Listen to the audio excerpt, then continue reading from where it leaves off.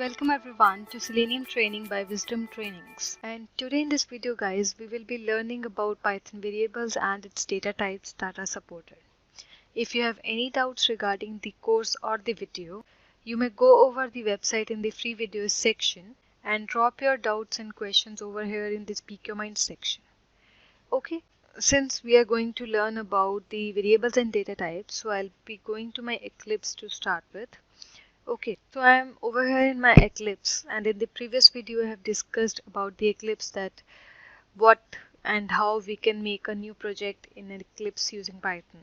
So over here I already have made a project is already made by the name Selenium, and I'll just be creating a new package over here by the name module 2. Okay. And inside this module 2, inside this package module 2, I'll be creating a new module by the name, let's say basics, because today in this video we'll be covering all the basics that are required to work with. So like this, okay, just okay, and your workspace is ready to work with. You can start working. Now before going on, I would like to drag your notice over here that I'm making a module. So you must be wondering that what is this module? This module is nothing but a file which will be having your Python code. If I'll take you to the properties, right click over the module name and the properties, you can see over here that it's giving you the full path where the project is lying in the System Explorer. So if I'll go to this path, by clicking on it, it will take you to that particular part, and over here you can see that this is the package that I am working with, Selenium Python, and inside this I am having my module 2. That means my package is a folder in my System Explorer, and the files that I'm making, the modules that I'm making, they are the Python files. You can see .py, that means this is a Python file. To differentiate, it's saved with the extension .py. Okay, so these are just the files in which your Python code will be lying. Anytime you want to go to any of the package or any of the module, just need not to be worried about where your code is lying. Just right click over that particular package or module and click over here. It will take you to the System Explorer. Okay, this is what we need to understand when we are creating a package or module, that what actually the module is. Okay, so now when I start with the basics, whenever we learn any language, any new language, we first learn the basic syntax, right? So what can be the basic syntax of Python? I'll take a print statement. Okay, whenever you want to print something in Python, you just use the print command, and inside the curly bracket, inside the circular bracket, inside the double quotes, you can write anything that you want to be printed. So if I'll say this is my first Python code. Okay, now this is my Python code. I have written this statement, right? I need to see it in my console, my output place. So how I can see that? There are number of ways how you can run it from Eclipse. Okay, the very first one is the icon you can see over here below the Windows tab, this green icon. You need to click on it, run as, and it will give you two options. You need to choose the Python run. Okay, once you'll click on it, okay, and then it will give you the output. You can see over console I am getting the output that this is my first Python code. Okay, second way that you can run is right click over your module name which you want to run, and over here also you'll get the option of run as, and you need to click the Python run. Okay, so you can see it's giving me the same output. Third way that you can run the Python code from Eclipse or from the IDE is right click over the workspace, and over here also you will get the option of run as and Python run. Okay, these are some of the ways by which you can run your code anytime from your Eclipse. Also, if you want to run your code from command prompt, so we'll be looking at that how we can run any code from the command prompt. Okay, so I'll go to my command prompt. Over here, I need to be in the location where my package is lying, right? So what I'll do is I'll simply will right click over here and I'll copy the path from here till module 2 in the package. Okay, need to be at the place my package is lying. So I'll change the directory from here and we'll go to the location.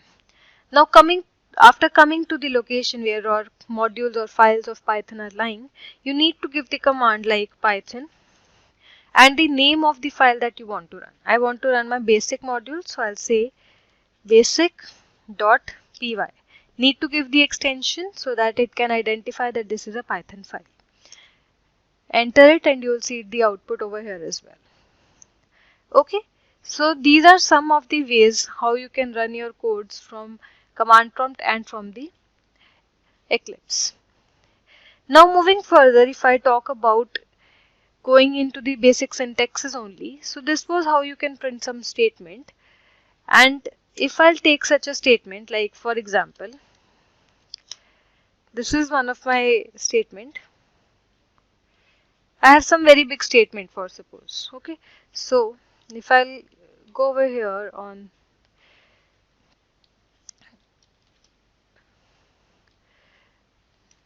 anything, like any random site, you can go on and collect some data, right? Random data.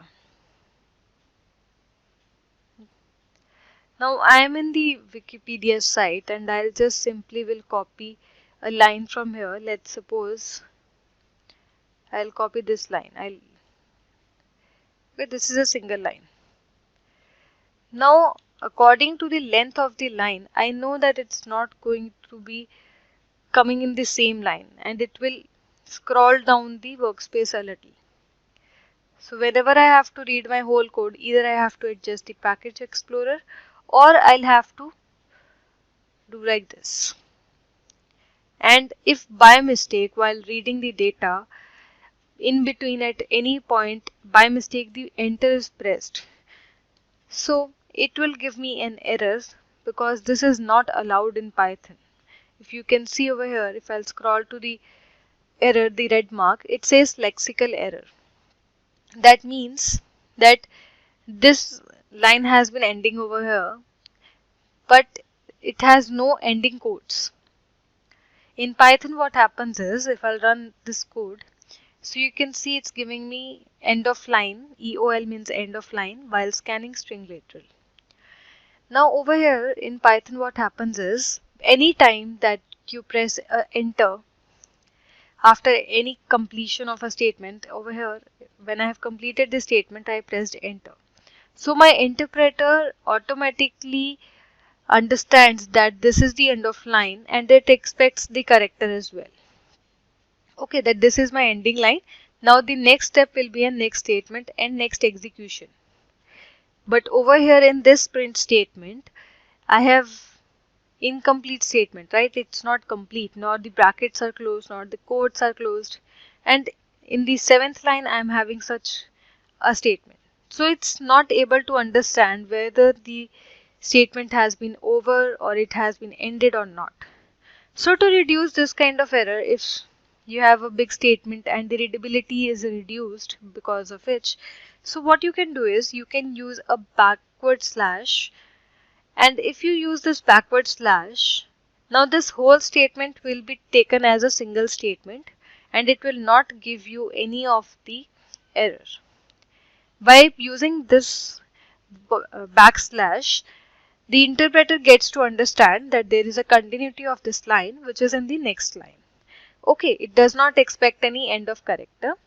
Now if I'll run this code, the output will be like, this is my first Python code plus this whole statement in a single line. So I'll run it. You can see over here that it's coming in a single line without any enter or something. So this is the use of backward slash while using the basic syntaxes. In any case you require such a thing, you can do that. Okay.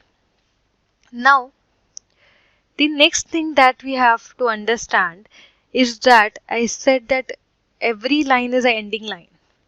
Likewise, if I take the example of Java, what Java does is it compiles the code one by one line, right? But in Python what happens is the interpreter is inspecting the line one by one. It will check the whole line, a single statement at a single go. If there is any error found in a statement, likewise if I say there is my error, so my interpreter will not read this line. It will just give me an error over here only, and the rest of the code is not going to be executed. You can see over here only it has given me an error. This statement was perfectly fine. So by this we can say that the Python is an interpreted language which interprets the code line by line. Okay. The next thing about the Python basics, if we talk about, is that Python is very strict about blank spaces. Now you can see over here all my statements are starting from the very beginning, right, from the margin point. But in any case, you start a statement with a space like this, like a little space like this, and then you use your action whichever you want to, any statement you want to say, any print statement you want to give. So you can see I'm giving you an example of the error which is going to come now. It is the indentation error. So you can see it's giving me an indentation error, and if I'll take you back to this error line, so it shows me on the line number 8. And where the error is coming, that is also being highlighted by red line, is the space. Why the error is coming? Because over here you can see that it's breaking the margin, it's out of the margin. In Python, at any time if some space is required, automatically if you enter some statement, like if we talk about the if-else statements or the decision-making statements, we do not end the line after giving a situation. Like over here, we end these conditions like with the colon. So if I'll press enter, it will automatically take an indent. Okay, but putting any spaces without any logic or without any requirement, it will give you an error. Now my print statement is in the margin. Now it will not give me any error. It will just run the code and will provide me the print statements. Okay. So make sure that there are no extra spaces in your code, because it will pop up with an error, that is indentation error. Okay. Then comes the comment. If we talk about the syntaxes, the comments are also required. So if I talk about the 4 lines you can see over here, these are the default lines. When I am creating a module, it will be provided by Python automatically. I'm not using it, but it's not being executed, right? It's simply rated that what is the author and created, but it's not being printed anywhere in my code. If I'll say over here, nothing, it's being printed. Why? Because these 2 statements are inside a multi-line comment. So if I'll say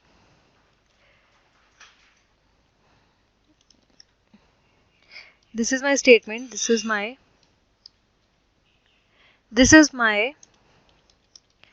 multi-line comment. Okay. Now you can pay attention to it that over here the print keyword that was coming in blue, it's coming in green now. And even if I run this code, this statement will not be printed in the console. You can see there is no statement like there is a multi-line comment, because over here these are not the executable lines. The interpreter is not going to read them and interpret them.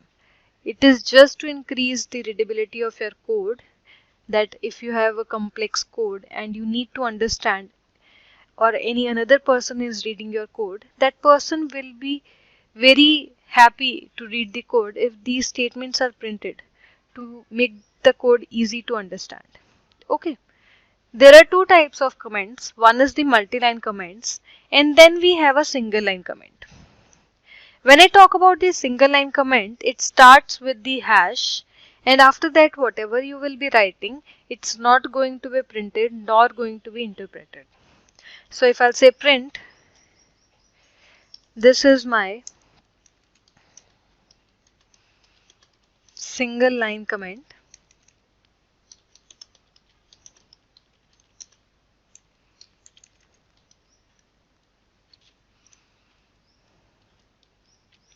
If I'll run this code, so over here you can see that both these statements are not being printed because they are inside the comment syntax. Okay. Now when we talk about the variables, what are variables in Python? Now when I talk about variables, by the name variable only, you can understand that it is such a container, we can call it a container because you will assign some value to the variable, right? Variables are containers which value can vary or may not vary. May or may not vary. Okay. Variables are very small topic, but they are very important. They have their own syntaxes and they have their own rules to be declared. So we need to be very careful when we are working with variables. Okay. Now if I talk about declaring the variable, so how I can declare it, we'll just see. Just that we need to follow some rules. I'll discuss the rule in a moment. Just be with me. If I'll say A. Now this A is a variable. Okay. And if I put some value to it, if I'll say 10, then I am assigning the value to this variable. Over here I have declared this variable. Now I am defining the value to this variable. Okay. Now if I'll just simply say that print my A value. So I'll save it and I'll run it. So you can see it's giving me the value of A, the variable. Now over here you must have seen that I am not specifying any data type. Likewise in another language like in Java, we have to specify that I am having the variable as int A, right? We used to do this in the Java, but over here we do not require to do anything like this because the Python is a dynamically typed language. As soon as you type something and you give the command to run, at the same time interpreters decides the value and the data type of the variable. Now if I want to check what is the data type of this variable according to the interpreter, so I can simply use a inbuilt function, that is print is we are using, but I need to see the type, right? Just don't want to extract it, I need to see it. So type is a class, it's an inbuilt function provided by Python, and over here I just need to give the variable name, and as soon as I'll save it and I'll run it, so it will give you the information that what is the data type of your variable according to the interpreter. Okay. Now the same way if you have any kind of another variable, let's say if you have another variable b is equals to string. Okay. Now you want to check the data type of the string. It needs to be the string, right? It's a collection of characters, so it needs to be string. So if I'll just change the variable, let's say cat, and now I want to see the type of this b variable. I'll say print b first of all, and then print the type of my b variable. I'll save it and I'll run it. You can see the variable value is being printed, plus it's giving me the information that the data type according to interpreter is string.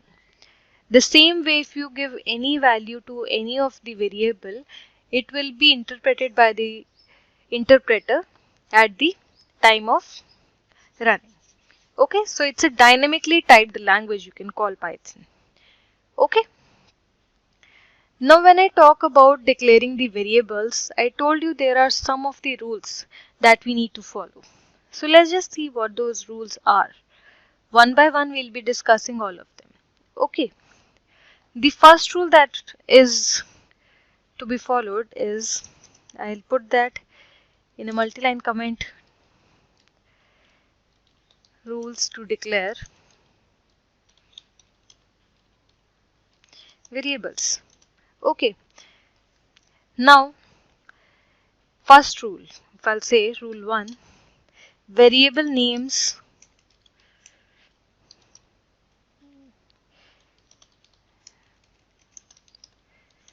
cannot start with a number. They cannot start with a number. If I'll take an example to it, that what is the error it will be giving. So it will be like 1a is equals to 20 or anything. Save it. Now it will give you an error, a red mark, and it says that it was expecting something new, but also if I'll just run it, and it says invalid syntax. Okay, so this is the error that will be getting if you break any rule of declaring the variable. So I'll write in the front of rules as well that what will be the error that will be coming. So I'll say invalid syntax. Okay. Now when I talk about the second rule, the variables can be declared very easily, but you need to be careful about the case sensitivity. Okay, so let me just note it down. The variables are case sensitive. Now why am I saying so? Let's just say this is my value a and this is another variable a. Now when I want to check the value of this capital A, I simply will say print a, right? If I don't take care of the case sensitivity, I'll save it and I'll run it. So you can see it's giving me the value of the a, which is the lowercase a. So if I'm declaring some variable with case sensitive alphabets, so make sure you're using it the same way. Otherwise it will give you the incorrect data. Okay. Then the rule comes that the variables can be alphanumeric. The variables can be alphanumeric. Now when I talk about being alphanumeric, that means alphanumeric means first there will be an alphabet, then there can be a number. We have seen in the example, okay, I have just removed that, okay, fine. I had an example like this, right, like 60. So it was giving me an error saying that it's an invalid syntax. So I'll comment it. I'll make it a single line comment and I'll mention the error that was coming, invalid syntax. And now the third rule says that variables can be alphanumeric. We have seen that numeric alpha is not possible. It will give me an error. But if I have a variable like a1 is equals to 40 or any variable, and now I want to use it, I'll say a1. Also I want to check the type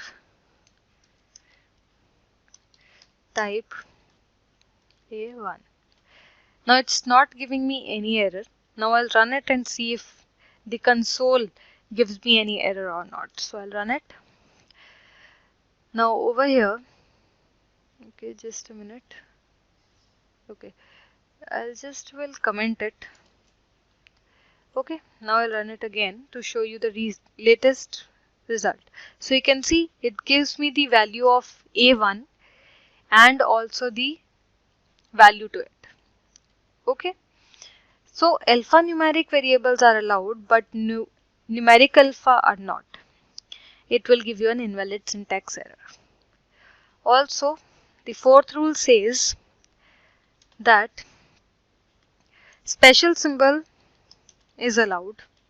Special symbol is allowed, not symbols. And the symbol can be underscore. This is only, if I'll just remove it and I'll put it into the quotes, this is the only special symbol allowed. If you use any of another special symbol, it will give you an error. If I'll take an example, I'll show you. Let's say this is my variable, okay, and I'll say equals to 5 or 3, and I want to use it a underscore 1. Okay, it's not giving me any error right now. If I'll run it, so you can see it's giving me the value as well without any error. That means this is allowed. Okay, this is allowed. But the same way, if I use some another example, if I say I have this variable and I'll put some value to it and I'll save it. So it is giving me an error. It's giving me a warning actually. This statement has no effect, it says. So if I use it in some print statement, because it's unused right now, right? So I'll say a this. Now it is giving me an error. By saying lexical error, it was expecting something else. I'll run it and you can see it gives me invalid syntax if I use any of the another symbol. Okay, so I'll write it down. No other special symbols are allowed. It will give you invalid syntax. Okay, and the next rule, it's not a rule, but it's just for the sake of information. Now over here, if you have a number of values, right? If suppose I'm having the data of some people and I am having their roll numbers, like for students, I have some data and I'm storing them in variables. So they are basically creating identity, right? So variables can be called identifiers as well. So they are identifiers. I'll comment this one. Okay, since it's giving me an error. The next thing that we'll be covering in the class was to keywords, that what are keywords and why they are used. Now you can see over here that I have used this print statement many times. So this print statement is a keyword. Why I am calling it a keyword? Because all the keywords have their definition in the memory already. Okay, they have their own meanings and usage which are already declared in the inbuilt libraries, and they cannot be used for variable name. Like for example, okay, so keywords, let me just, are having their own work defined and cannot be used as identifier or variable name. Okay, now if I talk about the print keyword only, this print keyword is having the work to just print some default values or the given statements that I'm giving. So you can see when I have the cursor on my print word, it gives me a full information about print. If I'll just, you can see it's a bulletin and prints the value to a stream or to do standard output by default. Okay, so it is just to print the statements whatever you're giving. It passes the value as a stream and then prints it. Okay, likewise we have more keywords also, like for example we have for, if, else, then elif, then there is break. They all are having their meanings and their work defined already. We'll be going through all the keywords as soon as we'll be moving further in the module or in the videos, so you'll get to understand why they are keyword and what is the work that is specified for them. Okay, now before moving further to the next topic, one thing that is I want to inform you that in Python there is a very special thing available that you can reassign the value to the same variable. Now you can see over here the a is having the value 10. Now for suppose in the next statements when I'm using the same variable again, I change it to cat, and if I try to print it now and check the type as well, so the type as well, that is my a. So now if I'll run it, and if I'll scroll down more where my value of a is, okay, this is my variable, sorry, this is, I'll change the name it to something else, let it be Python. Okay, I'll save it, and now you can see in the first run it's giving me the value of a as 10 and the class was integer according to the interpreter. While interpreting, it checked the data type. Then in the next go, when the interpreter encountered the variable a, the value was of Python. It's a string. So the class becomes string when the interpreter checked for the data type. Okay, so it's very much easy. You can use the same named variable in the whole code as well, but do prefer using different variables because using the same named variable in the whole code can create a confusion. Okay, but still the provision is there to use the same name variable for different data. Okay, now you have seen over here that when I talk about data types, which data types being supported, integer is supported, string is supported. Likewise, there are another variable numbers also supported, number types. So if I talk about them, let's say I'll remove them, or if I'm not removing it, I'll have a variable, let's say b is equals to 3.5, and now I just want to use this b, and I'll say I don't want to print the value, I just want to see what's the type of this b. Okay, so I'll save it and I'll run it. If I'll take you a little up, so you can see it's giving me class float. It's better to print the value, print b, and now if I'll run it,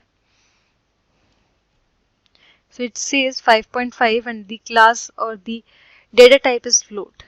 Likewise, if I have another variable, like if I'll copy it and I'll paste it, now I have the variable, this is my variable, a very long number, right? So if I'll now run it, and now you can see it's considering it as an integer. If I'll put some break over here and if I'll run it again, so it is considered as float and it's reducing the number as well. Okay, so different data types are being supported. Also, these are the data types, these are the number types which are supported in every language. The string, the integer, float, long, double, all these are supported in every programming language, right? But Python supports the complex numbers as well. Now what are complex numbers? If I'll say, then the complex numbers are the variables in which there is a real number plus we used to have an integer with an imaginary alphabet, right? And now we used to do this in the junior classes, that we need to find this value, that what is the value of this imaginary number. The Python is not going to do that for you, but yes, it supports this kind of numbers. If you want to add these numbers or you want to do some operations over it, I'll say b is equals to 9 plus 8j. Now if I want to add this a and b, it will not give me any error, it will just give me the output. I'll say total is equals to a plus b, and I'll simply will print it. Print my total. I'll save it and I'll run it. Now you can see it's giving me the output instead of giving me any error, 13 plus 13j. Also, if I want to check the data type, what is the data type coming? So I'll say print type, and this type is of the variable total, right? So I'll say total. I'll save it and I'll run it, and it gives me the variable as complex. The data type is complex. Okay. So these were some of the basic syntaxes and some of the rules for variables, what are variables and how you can use the variables, along with the rules of defining any variable and which number types are supported in the Python. There are many more to come, but we'll be covering it in the next topics. Till the time, do practice and thank you.